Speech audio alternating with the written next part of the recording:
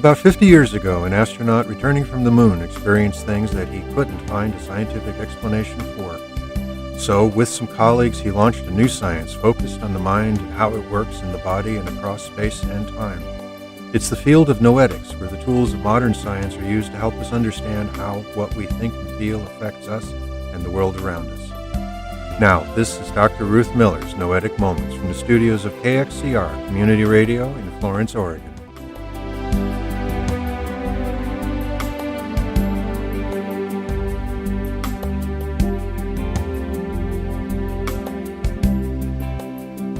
This is Noetic Moments, this show that explores what consciousness is, what it does, how it works, and how our lives could be much fuller if we understood it better.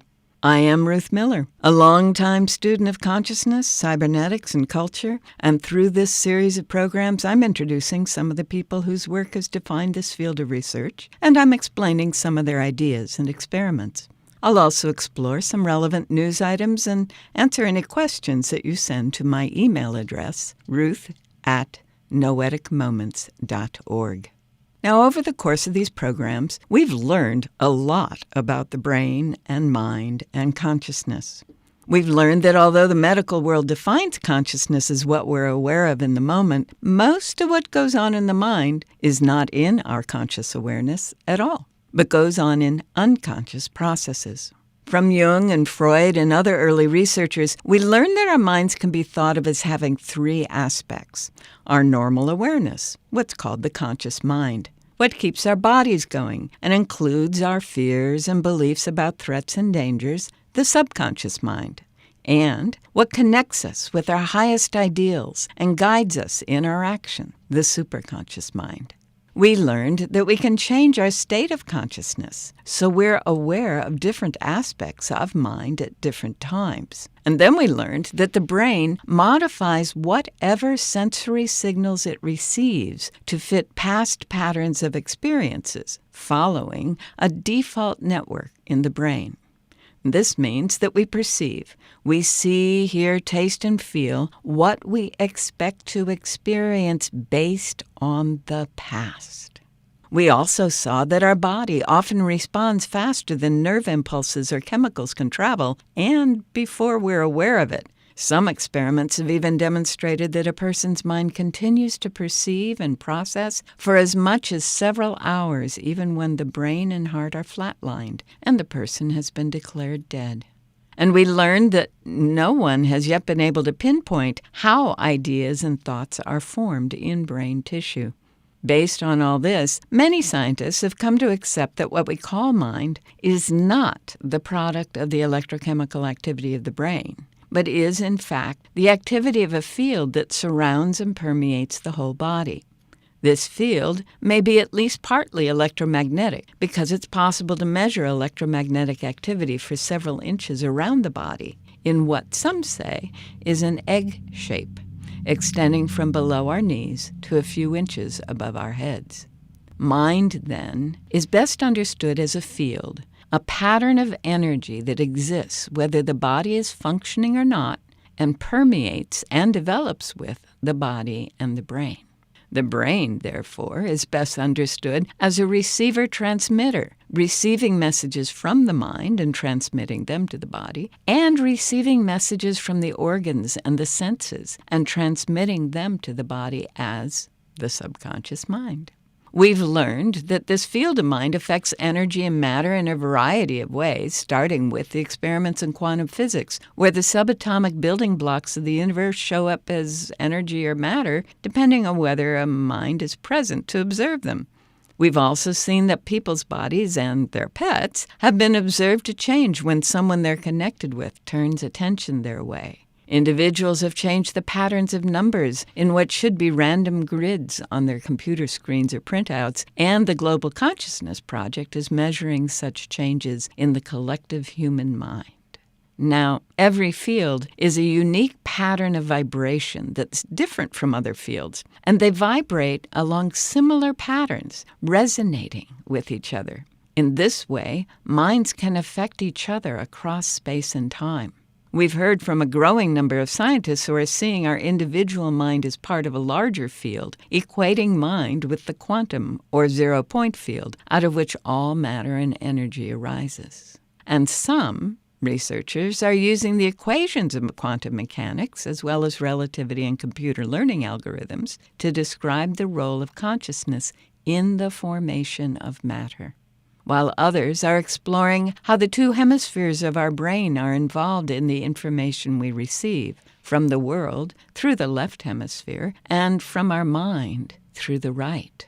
These understandings help explain things like the law of attraction, how the world around us mirrors what our consciousness is focusing on, how we access information in the quantum or akashic field through insight, intuition, and channeling, how dreams affect the body and consciousness, how music affects the brain and the body and connects us with other fields of mind, how we can enhance or slow down healing through our thoughts, emotions, and visualizations, and how the belief in a treatment can help a patient experience healing in the placebo effect, how remote viewing and telekinesis can work, and how we can get into a state of flow in which the mind and the brain are in sync, maximizing our effectiveness. You can catch up on our past shows on our website, www.noeticmoments.org, where you'll also find links to the clips, books, and authors that I mention. And Noetic is spelled Noetic. Now, last week, we talked a lot about the relationship between the brain and the body, how the body is often responding to various signals from the brain and actually seems to be feeding back into the brain new signals so that they set up this feedback system supporting each other. I thought the next logical thing to do is to look at what pain, therefore, must be. And we have a marvelous YouTube on that subject, a TED Talk that I think you'll enjoy. If you whack your thumb with a hammer, you think pain is in your thumb. Physicians have a more sophisticated understanding. We know that it's an alarm that goes on nerves to your spine where it is translated to your brain and pain actually happens. Somewhere. It's a little vague. We actually only get 2 days of pain education throughout all of medical school. So, in fact, the only pain lecture I remember from the 90s was in a dark room like this, after being awake for 30 hours and hungry, and finding out our noon lecture was sponsored by OxyContin. We got pens, we got great lasagna, and they had very cool slides that showed pain stopped by opioids. And we learned that home opioids aren't addictive, and if you stay ahead of pain, you can keep your patients pain-free. And beyond the obviously egregious marketing, I think it was framing pain-free as the goal that has destroyed countless lives. My friend's son, Christopher, started having severe abdominal pain during this no-pain era. Eventually, he was diagnosed with a colon disease and had surgery his senior year. They sent Christopher home with 90 OxyContin, and then 90 more. And then as the pain started getting faster and faster, uncontrolled pain is terrifying. So when his ran out and his friends' medicine cabinets ran out, Christopher tried heroin. And Christopher Wolfe lost his battle with substance use at age 32. So did we misunderstand pain? What if pain isn't an alarm to silence, but pain is every organism's primary learning system for survival? I mean, it's like, ouch, don't touch that.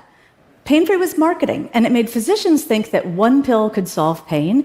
It still makes people feel like you can't be happy if you have some pain. And we now know that if you want to move past pain, it takes work. Setting the bar of pain-free was too high. Plenty of people could have been more comfortable, but they gave up because pain-free was out of reach. We have really good new information that I'm going to share, and so from now on, I want you to think about pain as a Venn diagram with physiology, fear, and control. I'm going to tell you how each of these can give you power over pain. I was driving home one night, after a graveyard shift, and my hands were vibrating on the steering wheel because we needed to get the tires balanced. I was ignoring that to think about pain, and when I got home and reached for the door of my house, my hand was numb. Vibration. So I burst in, my Boy Scout husband grabbed some frozen peas, and we had ourselves a genuine eureka moment where cold and vibration blocked pain. Over the next decade, I found the right frequency to block pain, I got a grant, and I created Buzzy, which is vibration plus ice in a B shape. And you put it on your arm when you're getting an injection, and to date, 45 million needle procedures have decreased pain, and over 80 randomized controlled trials independently all around the world have been published. At about 30 randomized controlled trials in, one of my colleagues came to me and confided that he was in opioid recovery. And he asked whether or not Buzzy could let him get through a total knee replacement drug-free. I'd never thought about it. It's the same pain nerve for knees as for needles. So I said, maybe. And he did it. Vibration plus cold replaced OxyContin. Freedom from pain without OxyContin. What a remarkable experience and possibility. Vibration plus cold. If you haven't had a Buzzy when you had a shot, you might want to ask for one in the future. It is shaped like a bumblebee, and it vibrates, goes bzzz, and it's got ice cubes in it. So they place it above where the shot is going to happen, and it apparently is pain-free. I haven't tried it, but I've seen little kids get it, and it seems to work. Now, she went on with this concept and applied it in a lot of ways. How is it that we can, the moment something is hurt, or even in a preventative way like a shot, give ourselves freedom from that nerve signal that is going to the brain from the spot in the body that has been in some way harmed or signaled that it is in pain? The use of cold and vibration is something that she's tried in a number of other experiments on herself, and others have begun to do it as well.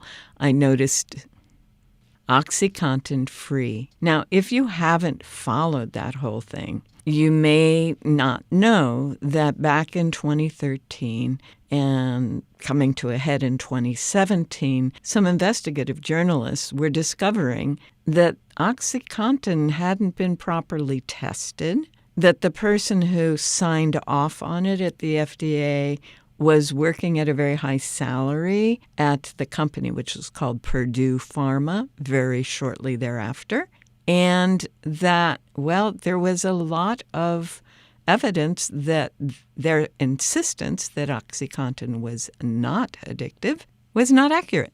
And so people were suing the company right and left. And in 2021, the family, the Sackler family, was required to pay out $4.5 million to those families that had sued them for the opioid addiction that their families had dealt with, often resulting in death.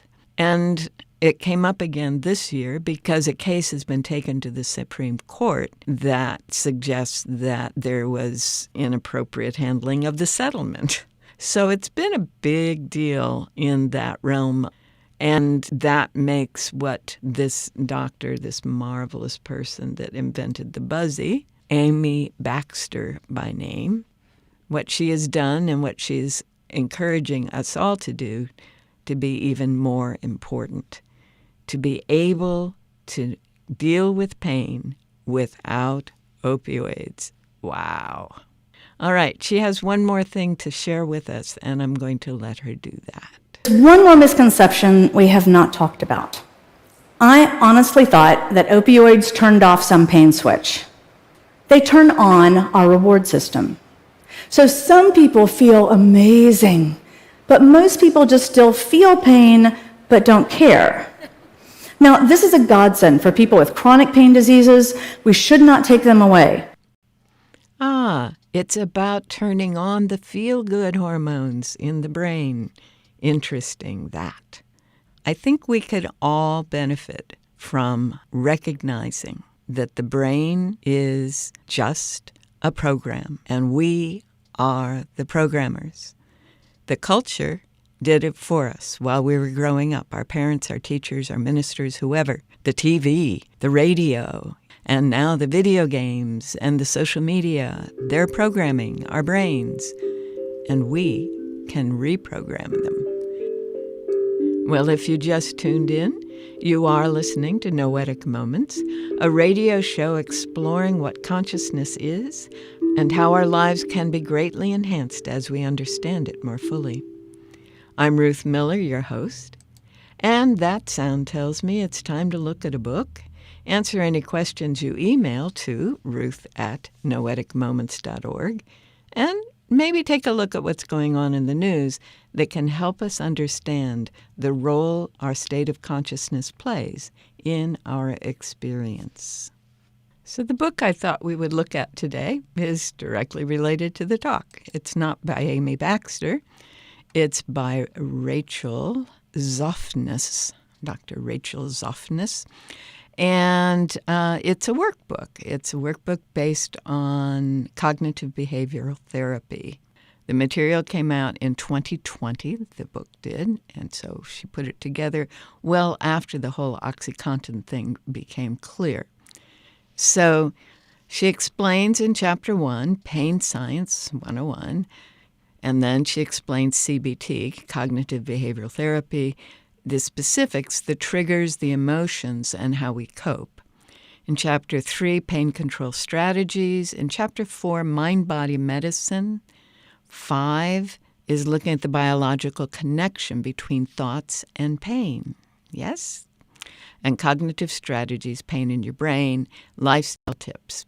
So the book is intended to help people work through this process. As she says, her goal is to help you regain control of your brain and body, reduce pain intensity and frequency, reduce the impact of pain and illness in your life, manage triggers so that you have fewer episodes and flare-ups, teach you to cope more effectively with pain flares once they start, reduce reliance on medications, improve your quality of life. That's her goal with this book in the foreword. And in Chapter 1, she says, if you're struggling with chronic pain, you're not alone. Over 100 million Americans currently live with chronic pain. That's a third. That's 1 in 3 people. And almost all human beings, she says, experience pain over the course of their lives. But despite its prevalence, pain is not well understood. As our speaker pointed out, we have no idea what's going on with pain. But it is an alarm system, and that's important. She suggests that in her first chapter, the very first thing to do is to think about treatments that you've experienced. And then she goes into the same 3 units or overlapping circles that Amy Baxter did in that TED Talk, the biological, the psychological, and the social. She then goes on to explain the biological components and the psychological components. She says the psychological components are less commonly addressed, in part because, until recently, we didn't closely link these to physical pain. The psychological domain of pain includes cognitive, emotional, and behavioral factors. She says the emotions, thoughts, beliefs, the meaning we assign to our pain, memories, prior experiences, expectations, and coping behaviors. Back to that default network. The brain is going to keep going back to what it knows from the past. She says negative thoughts and beliefs that frequently accompany chronic pain, such as, I'll never get better, or this is hopeless, make us feel worse. Indeed, negative expectations have been shown to amplify pain. And, as we heard in the talk earlier, if what the pain medication does is not turn off pain but turn on feel good, then we need to turn on feel good, right? Which is the essence of what this book is about, the various ways that we can turn that on. She talks about social factors that affect hormones and brain chemistry, as well as thoughts and emotions that do so. She talks about changes in emotions like stress and anxiety that alter the brain chemistry and, again, encourage the pain experience. So this book, The Pain Management Workbook by Rachel Zoffness, that's Zoffness, is a marvelous tool for getting ahead of the issue that is leading to the experience of the chronic pain. And I can say from personal experience that when I began to deal with the emotional side and the psychological side and then the social side of the triggers with pain, then I was in a much better place and actually almost never have any of the pain that was so difficult for so many years. All right, now, believe it or not, some recent research actually is kind of related. It turns out that human beings are not the only beings that imagine, that think about the future, that imagine what has happened in the past could happen again. In fact, some researchers have managed to demonstrate that rats imagine. These researchers were reported in Neuroscience News a little while ago, and they say they can see which neurons are activated when the rat navigates the arena to reach each goal.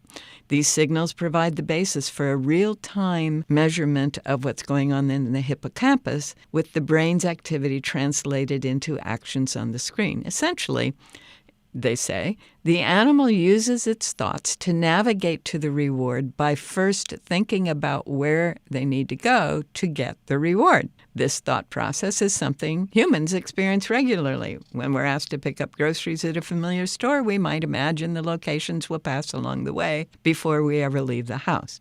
There's a second task they had rats do while they were tracking what was going on in their brain. They called it the Jedi task, and many of you will recognize that term from Star Wars. In that task, the rat moved an object to a location by thoughts alone. The rat is fixed, is controlled in a specific virtual place, and moves the object to a goal in that virtual space. So this is all in virtual reality. Rats are doing virtual reality by controlling the activity of the hippocampus. Now, some of you may have played a game that Deepak Chopra recommended years ago where you would learn to manage what was happening on the screen with your breathing, your blood pressure, and all those good things. It was called Journey to the Wild Divine, and it really was a great biofeedback device for learning to manage all those inner processes. And that's basically what these rats were given to do. The team, according to the Neuroscience News article, found that rats can precisely and flexibly control the activity of their hippocampus the same way humans can. The animals are also able to sustain the activity, holding their thought on a given location for many seconds. Again, very much the way humans do as we're reliving past events or imagining new scenarios. Well, my psychology professor, when I was a freshman in college, was a clinical researcher, and he used to say, anything true about rats is true about people. And I'm sad to say, more often than not, he's been proven right in my lifetime. Ah, well. Well, we are out of time for today. That's it for today's show. But you can always continue the exploration on our website, www.noeticmoments.org, where there are links to archived past shows, along with the titles and other resources that we refer to on the show, and where you can send me your comments and questions, which I'll do my best to get answered the next time we're on the air. For now, thanks for joining me here on Noetic Moments, recorded in the studios of KXCR Community Radio in Florence, Oregon. And have a wonderful week.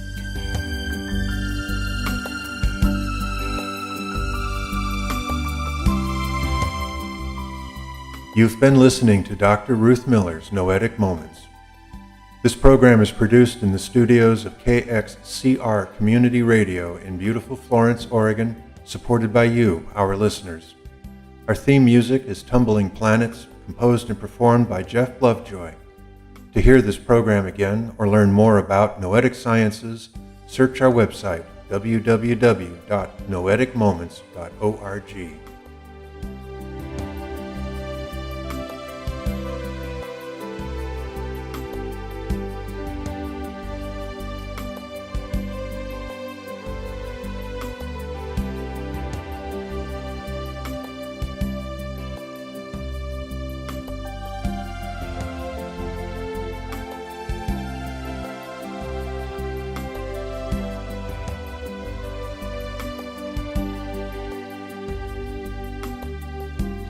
Hey there, this is Ruth Miller again, and it's that time of year where people are thinking about giving money and time and treasure and maybe even their talents to organizations.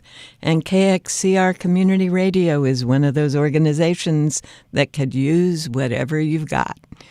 It's a wonderful community group. The people who work here are feeling a lot like family. The systems are in place for people to develop wonderful opportunities for other people to share their information. If you'd like to be an interviewer, or if you'd like to get interviewed, or if you know of musicians or special music, any of that information is appreciated and included here at KXCR Community Radio. I hope you'll follow up with us on kxcr.net or come by the office across from the library on 9th Street in Florence. Thanks.